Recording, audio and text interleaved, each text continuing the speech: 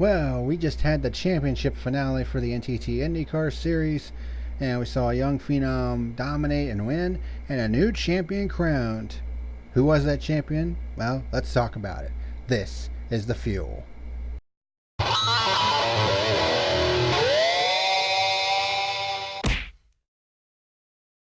What's happening, ladies and germs? This is the PackerMan, and welcome to today's edition of The Fuel. Where today we're going to be reviewing the championship race for the 2019 NTT IndyCar Series season, the Firestone Grand Prix of Monterey at Laguna Seca. The WeatherTech Raceway Laguna Seca, to be precise. The return of the Corkscrew for the first time in 15 years.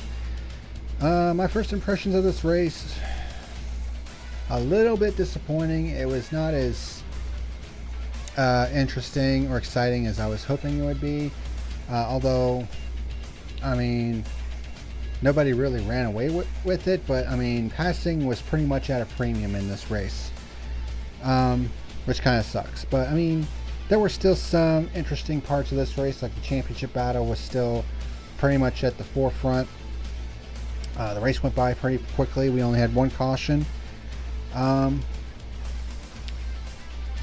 And we saw a new champion crowned. So let's go ahead and get into it.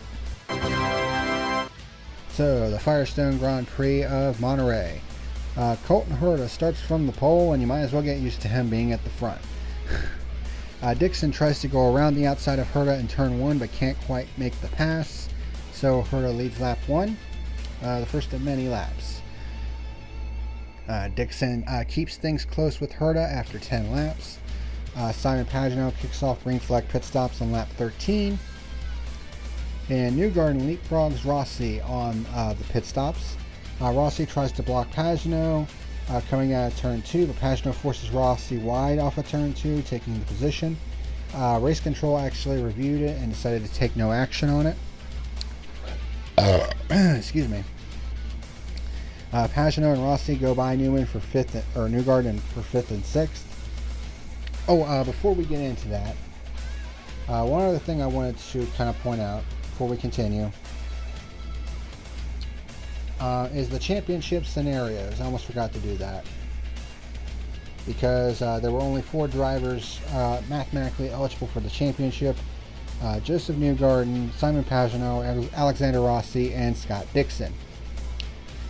So you should be seeing on screen at this point your championship clinching scenarios. If Newgarden manages to finish 4th, he wins the championship no matter what, and that includes all the bonus points. Newgarden finishes 5th or 6th. Josef must get two more bonus points than Rossi, or 3 over Pagenaud to win the championship, to make it to where he wins the championship no matter what. Newgarden finishes 7th or worse. Pagenaud or Rossi earn the title with a win. And for Dixon to win the championship, Dixon must win and have Newgarden finish 23rd or worse. And Rossi and Pagenaud finish 6th or worse. And Dixon doesn't lose bonus points to any of them. So yeah, Dixon was about as long shot as he could get. But those are your championship clinching scenarios for all 4 drivers. So basically Newgarden has, basically all the advantages. And for Pagenaud and Rossi, they basically need to win and hope for Newgarden to stumble. Which he kind of did for a little bit in this race, but not enough. I'll put it to you that way. Anywho, getting back to the review here. Dixon pits from 2nd on lap 18. And then Herta pits from the lead on lap 19. Dixon basically tried to do the undercut, pit a little bit earlier and get on fresh tires, and then try to pass him in the pits. But Herta was able to hold Dixon at bay on the pit stops, which was pretty surprising. I mean, Colton Herta, for someone who's only 19 years old, I mean, he's got a lot of poise and a lot of coolness. I mean, he's been wildly inconsistent this year, but I mean, he has shown that he's got the talent. I mean, he won at Circuit of the Americas, although some people think that he was kind of gifted that one thanks to the caution. You can't say he wasn't I mean, you can't say he was gifted this one because he flat out dominated this race. And he also held the likes of Scott Dixon and Will Power at bay for multiple laps. So, and he's doing it with a relatively new team, Harding Steinbrother Racing.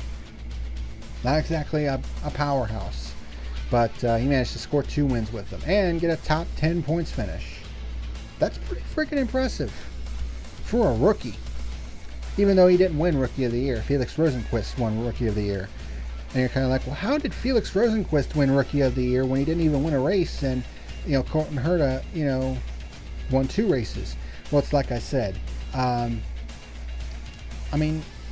Colton, after that win at Circuit of the Americas, he had a run of like 4 or 5 straight races with a DNF. A couple of those weren't really of his own doing, though. There were more mechanical failures. But, the point still remains that, he basically, wasn't that consistent. When he was brilliant, but, he did make a lot of mistakes, too. I mean, he's only 19 years old at this point.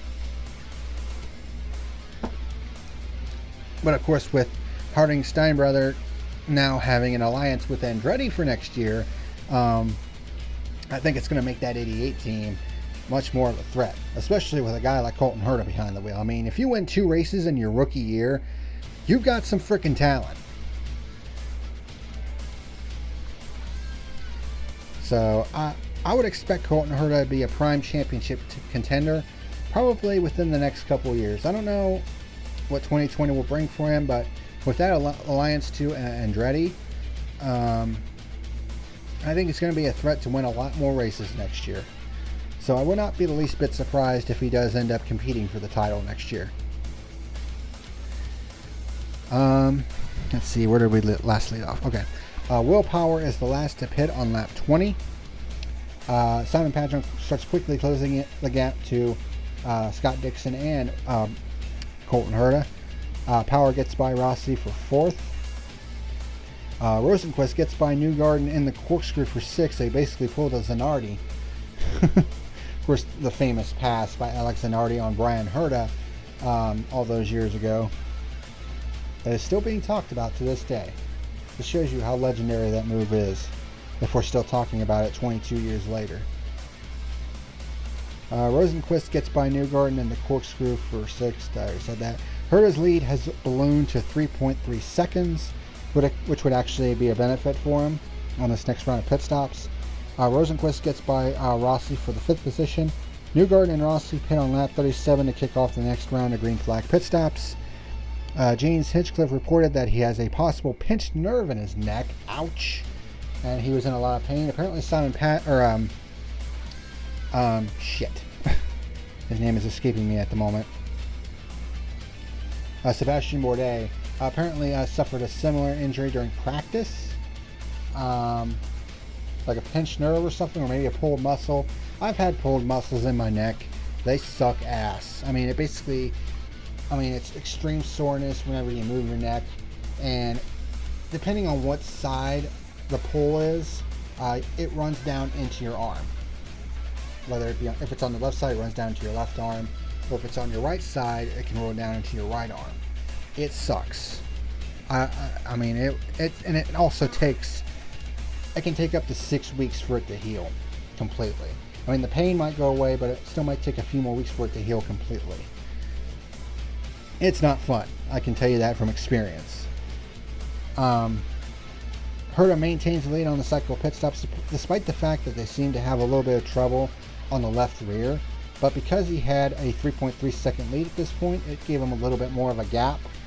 And he was still able to maintain the lead on the pit stops. Power moves up into the top 3 after the pit stop, so he keeps moving forward. And then our one and only caution comes out on lap 45. Marco Andretti pinches Connor Daly in turn 1, causing Daly to get into Marco Andretti and spin and stall in turn number 1, and that was our one and only caution flag. Surprisingly, very few cautions in this race. Only 1 caution in this race. We had another incident that I'm going to be talking about that happened on this restart that didn't have a caution, which was weird. There was heavy contact in turn 1 after Santino Ferrucci locks up and slides into Takuma Sato, which spun Takuma Sato out, but it did a lot more damage to Ferrucci's car. It basically broke the toe link on the right front, and the right front was basically just flopping around, so that pretty much ended his day. Ed Jones goes off the track in turn 2, but keeps it going. There was contact between Zach Veach and Spencer Pigot in turn 1, but both keep going as well. Leist, Veach, and Sato try to go 3 wide in the corkscrew, which is not smart. Veach basically went into the dirt and said, yeah, I'm not messing with that. Not messing with 3 wide in the corkscrew. Not happening. Sato and Veach kick off the final round of pit stops on lap 63. Will Power basically stays out and finally pits on lap 67 and overcuts his way up to second on the pit cycle. And he actually put himself in a really good position because he had 3 lap pressure tires than Colton Herta. But even though Power did have those fresh tires, he still wasn't able to get around Colton Herta. Colton Herta, I mean, he definitely had one of the best cars of the day, and he was pretty much perfect in this race. I mean, it was a masterful performance, but like I said, a 19-year-old who, he's got a lot of good things coming for him in the future. I mean, I think he's one of the future drivers of this sport that are going to be, you know, one of those guys we're going to be talking about for years to come. But at this point, might as well, I made a note that at the 60 lap mark, with Ed Jones retiring from the race, Scott Dixon was officially eliminated from championship contention. I mean, he wasn't really a factor for the championship coming into this race, even though he was mathematically eligible, but with Ed Jones's retirement from the race, he was officially out, which left just Newgarden, Rossi, and Pagenaud to compete for the championship. Pagenaud goes partially off in turn 4, and it eventually costs him 4th to Rosenquist in the corkscrew, which is not what Pagenaud needed because he was still trying to compete for the championship.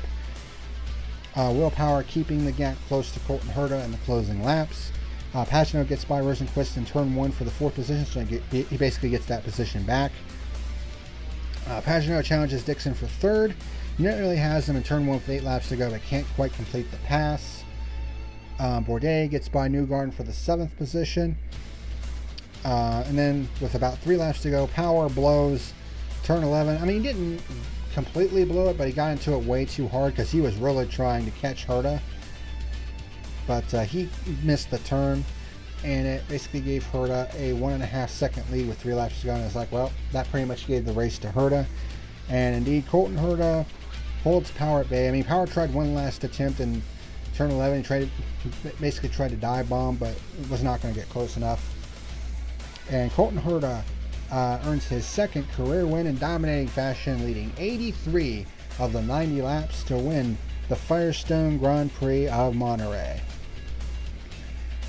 And with his 7th place finish, Josef Newgarden is your 2019 NTT IndyCar Series Drivers' Champion for the 2nd time in 3 years. After winning the championship in 2017, this one he was a little more emotional, I think, than the first one, because he's now a double champion, and there aren't that many drivers who can say that they've won the national championship of American open wheel racing on more than one occasion.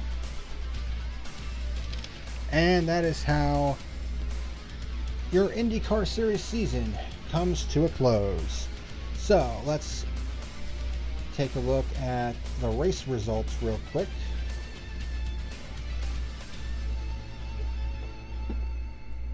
For the Firestone Grand Prix of Monterey at WeatherTech Raceway Laguna Seca. Time of the race, less than 2 hours. There were actually 7 official lead changes, but there were 0 pure lead changes in this race.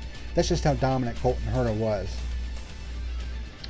So Colton Herta started from the pole, led 83 of the 90 laps, basically earned max points, which actually quite improved his overall championship standing. Will Power comes home in 2nd, 0.58 seconds back. And 6 seconds back was Scott Dixon with Simon Pagenaud on his heels. Felix Rosenqvist finishes 5th and wins the Rookie of the Year title. Alexander Rossi comes home in the 6th position. Sebastian Bourdais in 7th after starting 19th. That's pretty impressive. Josef Newgarden in 8th, of course coming home as the champion. James Hinchcliffe in 9th. Fought through that pinched nerve and came home with a top 10 finish. And Ryan Hunter-Reay, who was basically non-existent for this entire race, didn't really talk about him a whole lot, ends up in the 10th position. So your final championship standings look like this. Of course, this also has the graph of all of the races and how many points each driver earned. Here's your top 10 points finishers for 2019. Josef Newgarden, of course, with the championship with 641 points, earned 4 victories on the year. Simon Pagenaud, I mean, last year he pretty much dropped off the face of the earth, but what a comeback this year with 3 wins.